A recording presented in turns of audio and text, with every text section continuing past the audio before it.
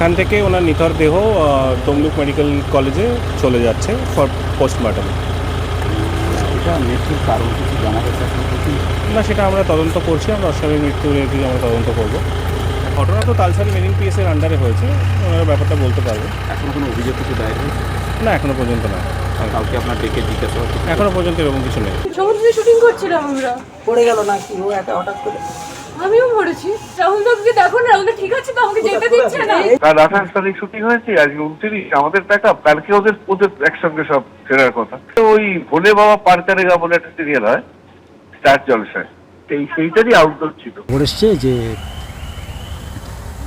রাহুল জলে নেমেছে। আপনাদের কোনো পারমিশন নিয়েছিলেন? থানা টানা বলা ছিল?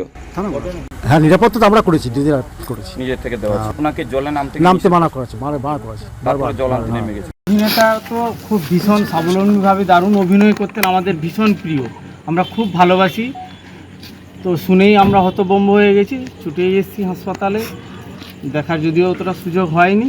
তবু আমরা চাই যে এরকম এক বিশিষ্ট অভিনেতা এইভাবে অকালে চলে যাওয়ার পিছনে যদি কোনো কারণ থাকে তাহলে সঠিক তদন্ত করে সেটা প্রশাসন দেখুক, যাতে সঠিক তদন্ত হোক যে কী কারণে। সবার মনে প্রশ্ন কী করে হলো। এটা বুঝতে পারছি না যে বাড়িতে গিয়ে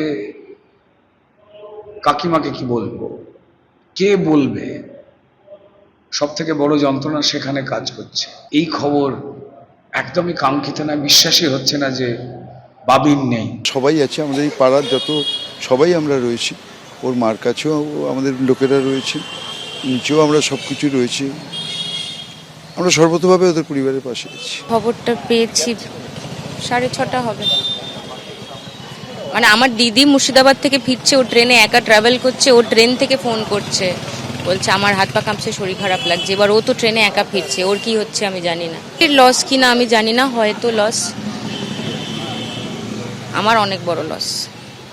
নিরাপত্তা ব্যবস্থা, আমি সত্যি কথা বলতে গিয়ে আমাদের বাংলা ছবির এই গল্প বাজেটে বড় নিরাপত্তা ব্যবস্থা থাকে না। এক্সপ্রেসিভ ফেস, তো সেই সব নিয়ে তো কাজ করেছিল অনেকদিন, কিন্তু এরকম একটা দুর্ঘটনা ভাবাই যায় না। এই মানে কয়েক সেকেন্ডের মধ্যে কোনো একটা ঢেউ বা কিছু এসে যায়, তাতে ডিসব্যালেন্স হয়ে দুজনেই পড়ে যায়। ইউনিটের যারা ছিল সবাই, কেউ সাঁতার জানুক আর না জানুক সবাই ঝাঁপ দেয়। স্বাভাবিক, চোখের সামনে ওটা হলে তো উনি করবে।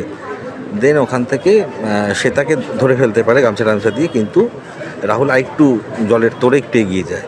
তখন আমাদের যে সেফটি বোট ছিল সেখানকার ছেলেপিলেরা সবাই লাফ দিয়ে ওকে ওখান থেকে রেস্কিউ করে এনে বোটে করেই ঘাটে নিয়ে এসে ওখান থেকে মানে নিয়ে এসেছিল পারে, কিন্তু ওই তালসারির বীজটা না অনেকটা বালি থাকে, তো গাড়ি অবধি যেতে সেই জন্য বোটে করেই একদম গাড়ির অবধি নিয়ে চলে আসে। ওকে হসপিটালে নিয়ে যাওয়া হয়, সেই অবধি ওর জ্ঞান ছিল হসপিটালে যাওয়ার সময়, যা শুনলাম। কথাও বোধহয় বলেছে, যা জানতে পারলাম। কিন্তু হসপিটালে যাওয়ার পর ডাক্তাররা যখন এক্সামিন করে তখন জানতে পারলাম যে এরকম একটা দুর্ঘটনা ঘটে গেছে। এবিপি আনন্দ, এগিয়ে থাকে, এগিয়ে রাখে।